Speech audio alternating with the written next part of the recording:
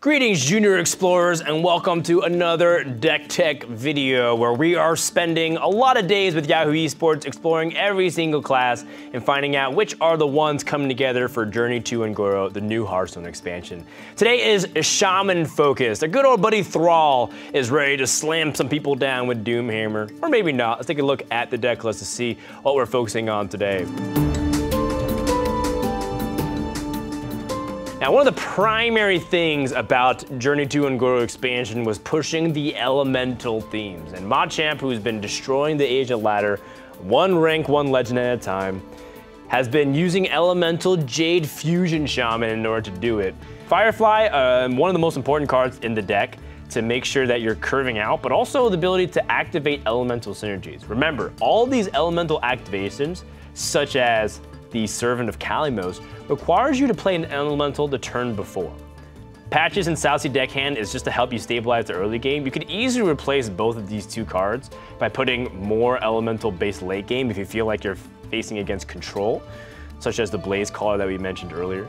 But most of the time, this is just to help you stabilize because you have Jade Claws and you have ways to try to interact with your opponent's board. So that way you don't die as you get to things like Fire Elemental and Kalimos. I think Devolve is criminally underrated as a card in Hearthstone. I love it. The fact that you're able to disarm pretty much any big board that your opponent has stacked up in Elementals, or if your opponent plays Finja the Flying Star or Big Edwin Van Cleave, devolve that bad boy and just let it read them and weep. Thumb-Tongue Totem, one of the most impactful cards for Shaman, it synergizes with its hero power. There's so many cheap minions like Southsea Deckhand and Patches that let you get +2 attack and charge for even more. Charge for this for 4, charge for this for 3. Thumb-Tongue Totem actually makes it so drawing Patches isn't so bad sometimes. Jade Claws, a 2-mana weapon, very versatile. Synergize with the Jade package in general. Jade Claws, Jade Lightning, and Aya are the Jade parts of this deck. And you can already tell that Jade Lightning, Jade Claws are good enough that you don't even really need to run anything more, but Aya Blackpaw really puts it the icing on the cake, primarily because she's so much stats wrapped up that on average she's pushing out 15, 16 stats for 6 mana. MaChamp Elemental is also a really important card to still maintain. You can notice that we cut Lightning Storm from this Shaman deck, and that's because MaChamp Elemental is not only addressing a wide board, but also filling your board. You summon a random 1-cost minion, which is important for Flame-Tongue Totems to get more synergy. Hex, very straightforward removal, one of the best removals in the game. Shaman absolutely needs this. Probably not going to talk about that much more. Hotspring Guardian and Igneous Elemental Tar Creeper. This is the holy trinity of Shaman's Elemental. All extremely important for bolstering the mid stages of Shaman. Tar Creeper helps you get a very defensive threat. Igneous Elemental helps you get a proactive threat of getting elementals to chain so you can get more value off of things like Kalimos and Servant of Kalimos. Hotspring Guardian helps you get tempo by healing your minions so you can preserve a better board. If Flame-Tongue Totem's really weak, heal that bad boy back up. Hotspring Guardian can also heal yourself in pin situations. Also has Taunt, really annoying to deal with. Tol'Vir Stone Shaper, a huge player against aggro decks and even mid-range decks as well. The Taunt Divine Shield has proven to be a deadly combination on Tyrion and Sunwalker for many expansions now. And we're starting to see Stone Shaper really be able to shape the mid-game. Servant of Kalimos, I would argue, is probably the most important card for late game and control decks. You don't really have card draw like Manatee Totem anymore, so Servant of Kalimos is not only reasonable tempo, 5 mana 4/5 is not god-awful for some of the other 5 mana cost cards in the game, but what's really strong is that Servant of Kalimos can give you a lot of longevity, similar to Draconid Operative. I bet many of you have already experienced a train of Kalimos, where you use Servant of Kalimos, discover another Servant of Kalimos, which the next turn discovers another Servant of Kalimos, so on and so forth. So hypothetically, it can give you an infinite train of value.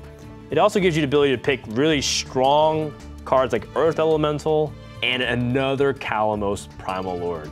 Kalimos the Primal Lord is just bonkers. I think it's one of the strongest cards ever printed in Hearthstone because it just gives you so much flexibility and answers to every kind of situation. It gives you killing range, board presence, board clear, and even healing.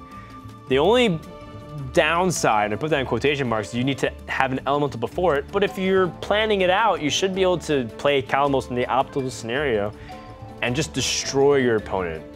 Not to mention that the fact that you can get multiple Kalimos, up to 3 from Servant of Kalimos, this deck is insane if it's able to get that to the late stage of the game. You don't really need it, but when you do get it, it feels really good. The best part about playing this Shaman deck is that it's so hard to remove all of its threats continuously. The fact that they can play 2 cards and have 4 to 5 minions repeatedly is super annoying for your opponent to deal with, and you're always going to be threatening them with Flame Tongue Totems and follow-up damage that you're most likely going to snowball and overwhelm your opponent no matter what you do. Even though this deck doesn't have Lightning Storm, it's still pretty good at coming back onto the board. Things like Devolve and Hex and MaChamp Portal sometimes are enough. Not to mention you still have ways to gain back tempo through Jade Lightning and Fire Elemental. So if you're behind, don't worry, play it slow and make sure to pace yourself as you climb back.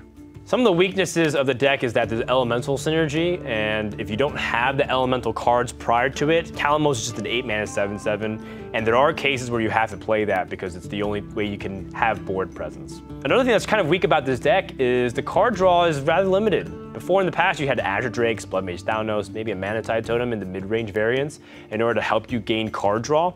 Nowadays, you have Servant of Calamos, and that's about it. So be very resourceful and mindful that you have to hero power if it ends up becoming a war of attrition.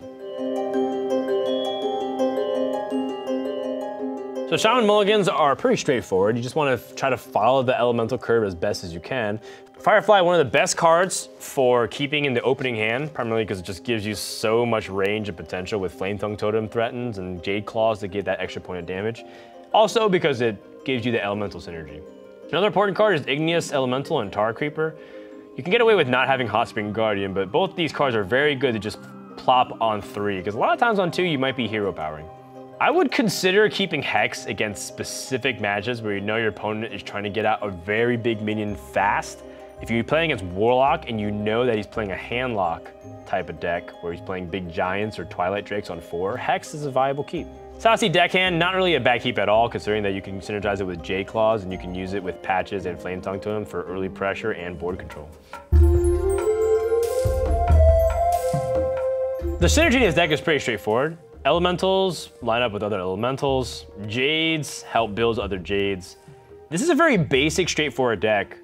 And I would argue that this is probably a really good starter deck if you're new to Hearthstone to just learn how decks should work, because it teaches you all kinds of concepts of how to control the state of the board, how to push for tempo, how to try to push for the win if you're trying to push damage, and generally maximizing your mana resourcefulness and spacing your threats.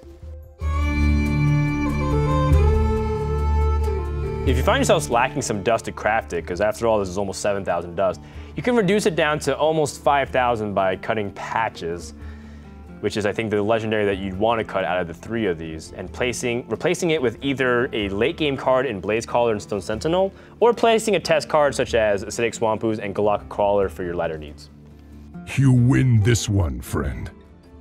Hey Junior Explorers, hope you guys enjoyed that video. If you like what you saw, why not check out some of the other content by Yahoo? Maybe even subscribe.